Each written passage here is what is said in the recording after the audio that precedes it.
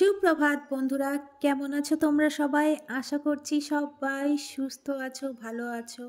আমার চ্যানেল আইশালো ব্লগসের আরও একটি নতুন ব্লগে তোমাদের অনেক অনেক স্বাগত জানাই। তো এখন বাচ্চা ঘড়ির কাঁটায় ওই 6টা মতো, আর সকালবেলায় বাসি কাজকর্ম সেরে উপরে চলে এসেছি। আর ঘুম থেকে উঠে আজকে দিনটা খুবই বাজেভাবে শুরু হয়েছে কি, ঘুম থেকে উঠে আগে বাথরুমে গিয়ে চোখে জল দেব, আর জল দিয়ে না বিচ্ছিরি গন্ধ বেরোচ্ছিল। তো তখনই আমার সন্দেহ হলো নিশ্চয়ই ট্যাঙ্কির জলের মধ্যে কিছু একটা পড়েছে। আর তখনই উপরে এসে দেখি ট্যাঙ্কির মুখটা ফাটা, আর এই যে ট্যাঙ্কির মধ্যে একটা ইঁদুর পড়ে আছে। তো আমাদের এদিকে তো হনুমানের উপদ্রব প্রচণ্ড পরিমাণে, ওই হনুমানেই লাফিয়ে ট্যাঙ্কির মুখটা ফাটিয়ে দিয়েছে, আর ইঁদুর নারকেল গাছের পাতা বেয়ে ওর মধ্যে পড়ে মারা গেছে। তাই সকালবেলায় কাজকর্ম সেরে ভাবলাম যে আগে ট্যাঙ্কিটা পরিষ্কার করে আসি। আর এত সকালে ট্যাঙ্কি পরিষ্কার করার জন্য কাউকে পাওয়া যাবে না, তো জল তো সবসময় কাজে লাগে, তা ভাবলাম আমি পরিষ্কার করে নিই। আর এর আগেও না এরকম ঘটনা আরও একবার ঘটেছিল, তখনও আমি এই যে ট্যাঙ্কি পরিষ্কার করেছিলাম। তো আজকে এই যে লাঠির আগায় একটা কাপড় বেঁধে সুন্দর করে ট্যাঙ্কিটা ঘষে ঘষে পরিষ্কার করে 2-3 বার জল পাল্টে নিয়েছি, আর একটু ডিটারজেন্ট দিয়েও ধুয়ে নিয়েছি। তো ট্যাঙ্কিটা মোটামুটি পরিষ্কার হয়ে গেছে। আর ছেলেকে সকালবেলায় নিচের থেকে ফ্রেশ করিয়ে ওকে স্কুলে পাঠিয়ে দিয়েছি।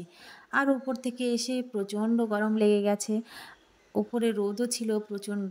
তো ফ্যান চালিয়ে আমি একটু এখন জিরিয়ে নিচ্ছি। আর দেখো পিছনে বিছানাপত্রও কিন্তু এলোমেলো হয়ে রয়েছে। আর সকালবেলা উপরের কাজ বলতে ওই তো বাসি ঘরটা ঝাড় দিয়েছি। আর অন্যান্য কাজ আমি আবার রান্নাবান্না সেরে এসে তারপর আবার শুরু করব। তো একবারে স্নান ধান সেরেই রান্নাঘরে এসেছি, কারণ ওই যে মরা ইঁদুর নেড়েছি, সেই জন্য গায়ের মধ্যে একটু কেমনই লাগছিল। তো ভাবলাম শাড়ি ছাড়বো, একেবারে স্নান ধান সেরে একবারে রান্নাঘরে যাই। আর যেহেতু সকালবেলায় এক্সট্রা কাজ ওই যে ট্যাঙ্কি পরিষ্কার, ওইটা করতে অনেকটা টাইম লেগে গেছে।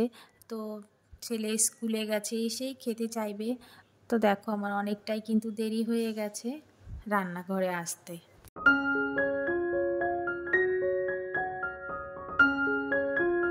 আর দেখো সমস্ত সবজিপত্র নিয়ে চলে এসেছি রান্নাঘরে। তো আজ রান্না হবে লতি, মাছের তরকারি, মসুরির ডাল। তো লতিটা আমি তো বানাতে পারি না, তোমরা হয়তো বা জানো আমার অ্যালার্জি আছে, সেই জন্য শাশুড়ি মা লতিটা বানিয়ে দিয়েছে। আর সকালবেলা রান্নাবান্নাও কিন্তু আমি শুরু করে দিয়েছি। তো একটু গরম গরম লাগছিল, আর পিছনে ফ্যানও কিন্তু এই দেখো চালিয়ে নিয়েছি। তো এখন মসুরির ডালটা রান্না করব আমি পাট শাক দিয়ে। তো কিভাবে করি চলো তোমাদের দেখাই। এদিকে মসুরির ডালটা 50%-এর ওপরে সিদ্ধ হয়ে গেছে, এখন লঙ্কা দিয়ে দিচ্ছি। লঙ্কা দিয়ে আরও কিছুক্ষণ জাল দিয়ে নিলাম। এখন মসুরির ডালটা প্রায় গলে এসেছে, এখন পাট শাকটা দিয়ে দিলাম। আর পাট শাক দিয়ে লবণ দিলেই কিন্তু পাট শাক থেকে অনেকটা জল বেরিয়ে আসে। তো আমি আর জল দিলাম না, এখন লবণটা দিয়ে দিলাম।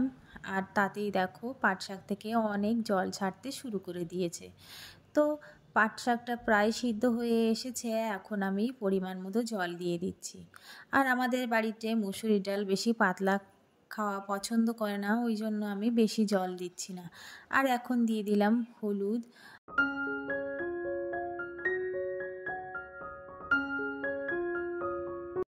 ডালে হলুদ দেওয়ার পরে বেশ কিছুক্ষণ আমি ডালটা ফুটিয়ে নিয়েছিলাম, তারপর নামিয়ে নিয়ে এই দেখো তেলের উপর ফোড়ন দিয়ে দিচ্ছি। তো ফোড়নে দিলাম শুকনো লঙ্কা, তেজপাতা আর 5 ফোড়ন, আর দিয়ে দিয়েছি কয়েক কোয়া রসুন আর একটা মাঝারি সাইজের পেঁয়াজ।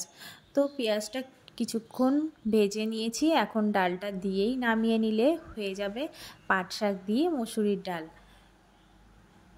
আর দেখো দেখতে সুন্দর লাগছে, খেতেও ভালোই লাগে। আর তারপর মাছের তরকারিটাও নামিয়ে নিয়েছি, তারপর খাওয়া দাওয়া কমপ্লিট করে মাজা ঘষাও করে ফেলেছি। আর এদিকে ছেলে স্কুল থেকে এসেছে, ওকে খেতে দিয়ে এসেছি। আর এই দেখো আমার কাঠগোলাপ গাছটায় কিন্তু সুন্দর ফুল ফুটেছে। আর তোমরা তো দেখলে কাঠগোলাপ গাছটা একটা টিনের মধ্যে লাগানো। তো জায়গাটা খুবই ছোট হয়ে গেছে, ভাবছি এই বর্ষাকালে কাঠগোলাপ গাছটা মাঝখান থেকে না কেটে দেব। আর কাঠগোলাপ গাছের গোড়া থেকে নিয়ে আসলাম এই যে একটা জল দেওয়ার মগ, আর একটা এই যে শুকনো কাঁঠাল। আর দেখছেই তো ঘানি রোদ দিয়েছি, তো ঘানিটার ওপরে বারে বারে এই চটের কোনাটা এসে পড়ছিল, তাই জন্য চটের 2 কোনায় এই দুটো দিয়ে চাপা দিয়ে দিলাম। তারপর দেখো জামা কাপড়গুলোও তো শুকিয়ে গেছে, তো এগুলো বেশিক্ষণ রোদে থাকলে রং জ্বলে যাবে। তো শুকনো জামা কাপড়গুলো আমি এখন তুলে নিয়ে যাচ্ছি।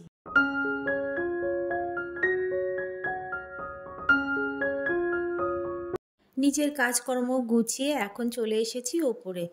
আর আগের দিন আমাদের বেডরুমটা আমি ডিপ ক্লিন করেছিলাম, আর আজকে এই যে পাশের ঘরটা ডিপ ক্লিন করব। তো একদিনে এত কাজ করা যায় হয়তো বা, কিন্তু সারাদিন কাজ করলে তো আর চলবে না, তাই জন্য কাজগুলোকে ভাগ ভাগ করে নিয়েছিলাম। তো আগের দিন আমাদের বেডরুমটা তো ডিপ ক্লিন করেছি, আজকে এই যে ছেলের ঘরটা ডিপ ক্লিন করব।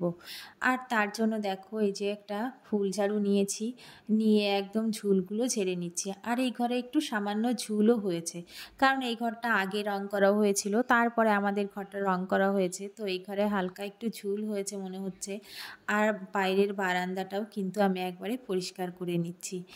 আর তাহলেই কিন্তু আমার উপরের ঘরগুলোর সাথে বারান্দা একেবারেই ক্লিন করা হয়ে যায়।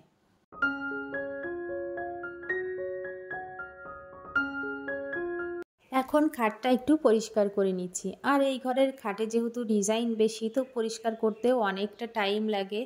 আর খাট পরিষ্কারের সাথে সাথে আমি উপরের এই যে খাটের চারকোনা মশারি টাঙানোর যে স্ট্যান্ডটা থাকে সেইগুলো আমি সুন্দর করে পরিষ্কার করে নেব, কারণ ওর উপরেও প্রচণ্ড পরিমাণে ধুলো পড়ে। যেহেতু এখানে সহজে হাত দেওয়া হয় না, তো এইখানেই বরং বেশি ধুলো পড়ে। আর ফ্যান চললে টুকটুক করে সেইগুলো নিচে পড়তে থাকে। দেখো কতটা পরিমাণে ধুলো জমেছে।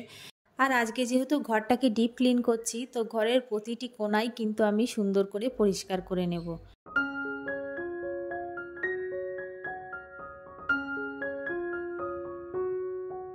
তারপর বিছানার চাদরটা তুলে আমি সার্ফের জলে ভিজিয়ে এসেছি। আর দেখো বিছানার চাদরটাও চেঞ্জ করে নিয়েছি। আর এই ঘরটায় আমি কোনো বালিশ রাখছি না, কারণ শুধু শুধু বালিশ রেখে দিলে না ধুলো পড়ে যাবে। আর এখানে তো কেউ রাতে ঘুমোয়ও না, শুধু শুধু ওই জন্য আর বালিশপত্র বার করলাম না।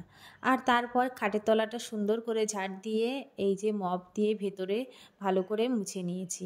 আর আমার না বক্স খাটের থেকে এই খাটগুলোই বেশি ভালো লাগে, কারণ এই খাটের তলায় ঢোকা যায়, আবার মন চাইলেই কিন্তু তলা দিয়ে ভালো করে ঝাড় দেওয়া যায়। আর বক্স খাটের তলায় কিন্তু তেমনটা করা যায় না। তো আজকেও আমি মপ দিয়ে একদম শেষ প্রান্ত পর্যন্ত ভালো করে মুছে নিয়ে এসেছি। আর এখন সিঁড়িটাও ভালো করে মুছে নিচ্ছি। উপরতলায় যদি ঘর থাকে তাহলে কিন্তু সিঁড়িটার উপরই বেশি ফোকাস করা দরকার, কারণ সিঁড়ি যদি ধুলোবালি হয় পায়ে পায়ে কিন্তু ওপরে ধুলোবালি উঠতেই থাকে। তো তাই জন্য সব সময় সিঁড়িটা ভালো করে পরিষ্কার করা দরকার। তো আমি প্রতিদিন যদি সিঁড়ি মুছতেও না পারি, তাহলে প্রতিদিন কিন্তু নিয়মিত সিঁড়িটা ঝাড় দিয়ে দিই।